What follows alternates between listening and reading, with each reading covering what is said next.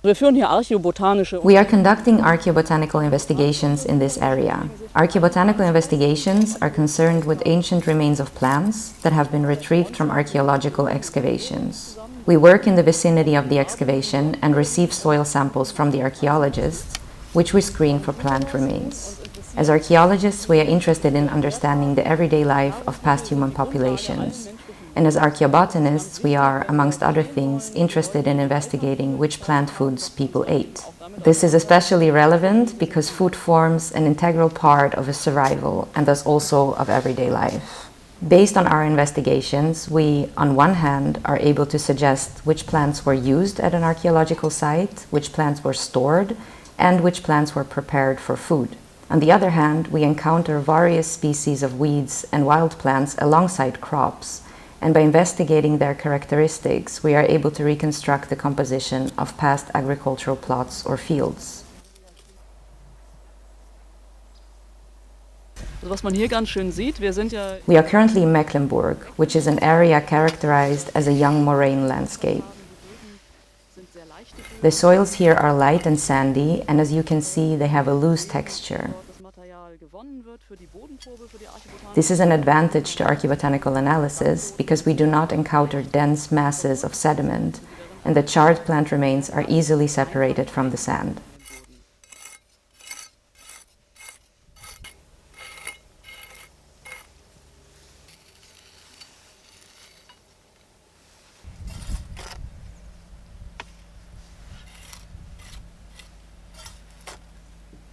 During the excavations, all activities and finds are documented for future reference.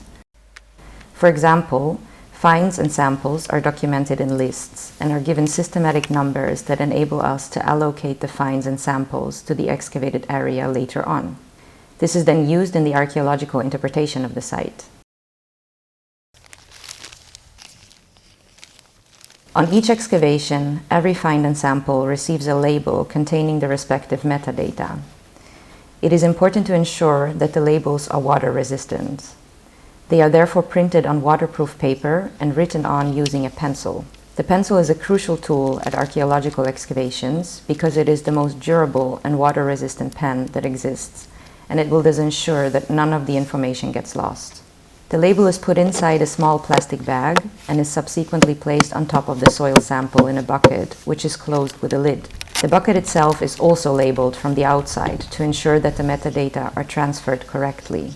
It is thereby important to label the bucket itself and not the lid, because the bucket is physically related to the sample, while the lid can get lost, or even worse, become exchanged with another lid.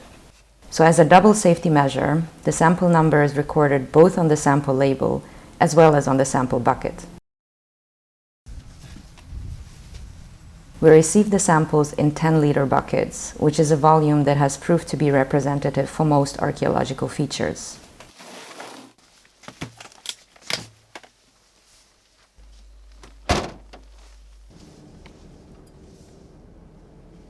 We are now arriving at the flotation area that is located in close proximity to the archaeological excavation on an abandoned peat cutting site. In Dobbin, we make use of the bucket flotation method.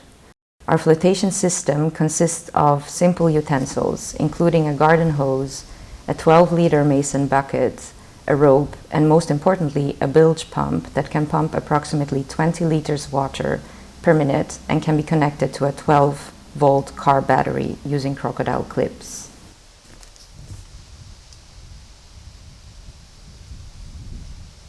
In order to secure the supply of electricity, the car battery is in turn connected to a 135-watt solar panel.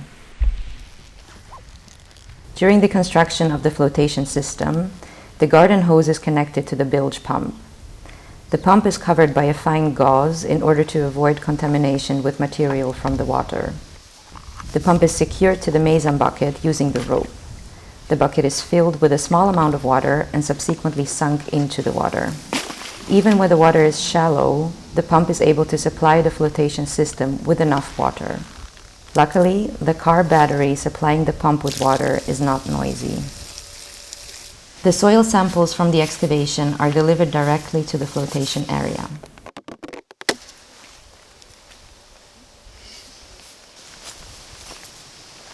Each sample is documented by copying the metadata from the find label onto a list containing all soil samples that have been floated. The find label is stored inside a sample bag, and the label used to mark the sample bucket is transferred to one of the flotation buckets.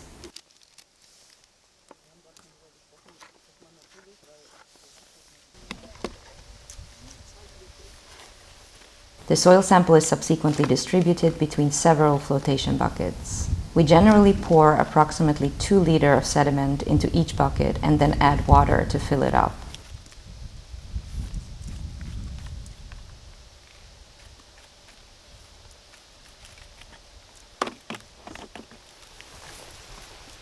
The flotation area itself consists of 2 parts. We use a plastic crate with a meshed bottom and place a sieve with a 0.3 mm mesh size on top. The sieve is secured using 2 pins, which ensures that it cannot slide into the water and take our valuable sample with it. There is of course also a comfortable chair to sit on. The sediment in the flotation buckets is shortly soaked in the water and subsequently floated. Flotation is a method that is suitable for the retrieval of charred plant remains, which is what we are expecting at the settlement of Dobbin. The method itself derives from techniques of gold washing, which relies on difference in density between the water and the components within the sediment. Without applying pressure, the sediment is carefully stirred. Due to the stirring motion, it becomes mixed with the water, and the charred remains float to the surface, enabling us to pour the water with the charred remains onto the sieve.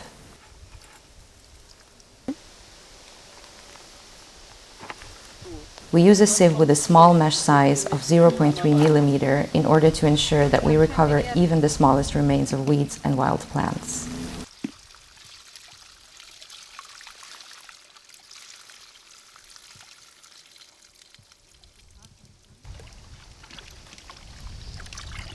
The procedure of floating and washing is repeated at least 3 times per 10-liter sample.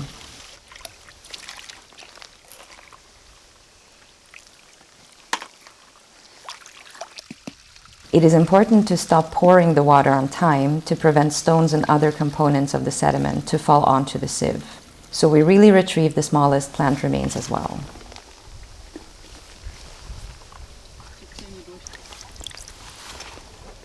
Damit wir auch wirklich die kleinsten, feinsten, verkohlten Pflanzenreste auch bekommen. The residue that is caught in the sieve generally contains fine fragments of plant roots. These originate from the topsoil and are separated from the sample during a later stage.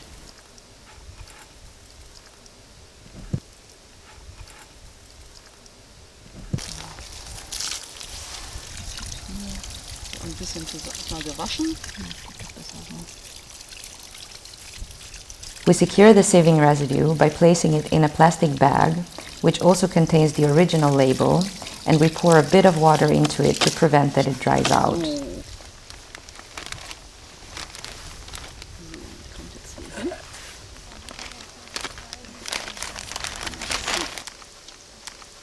I swiftly turn the sieve around in the bag and beat it against the edge of the crate so that the residue falls into the bag. Then I add a bit of water on top.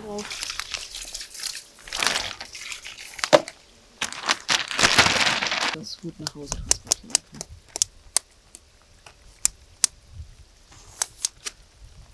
So, das war's. The sieve and the bucket are cleaned thoroughly after every 10-liter sample has been floated.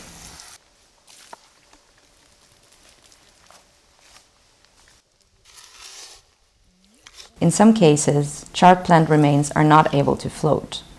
This is generally caused by incrustations on the charred remains that are related to the type of sediment at the archaeological site. Fine silt accumulates on the plant remains, which results in the remains being too heavy to float to the surface. After flotation, the sediment is therefore screened using a sieve with a 2 mm mesh size, and we thereby look out for charred remains as well as other finds that could be of interest to the archaeologists.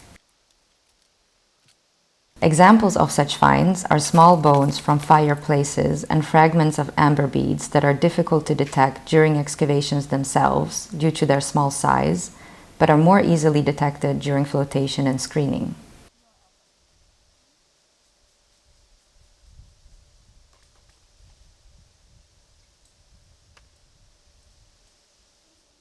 The flotation residue of the samples is washed again in the lab subsequent to the excavations, whereby we also use a sieve with a 0.3 mm mesh size.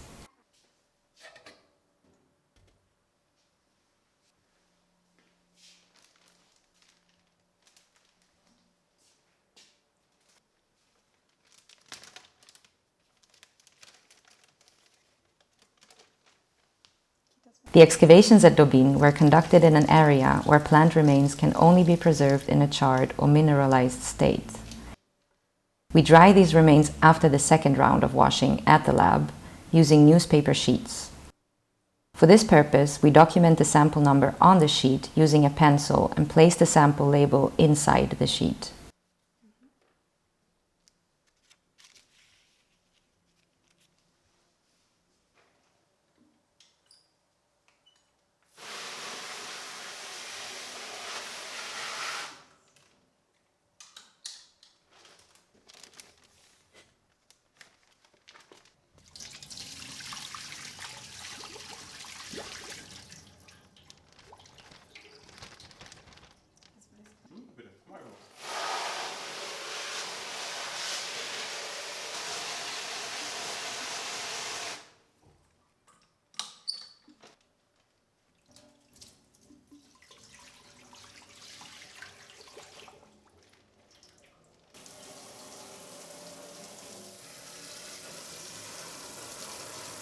As soon as clear water starts running out of the sieve, the residue is ready for drying.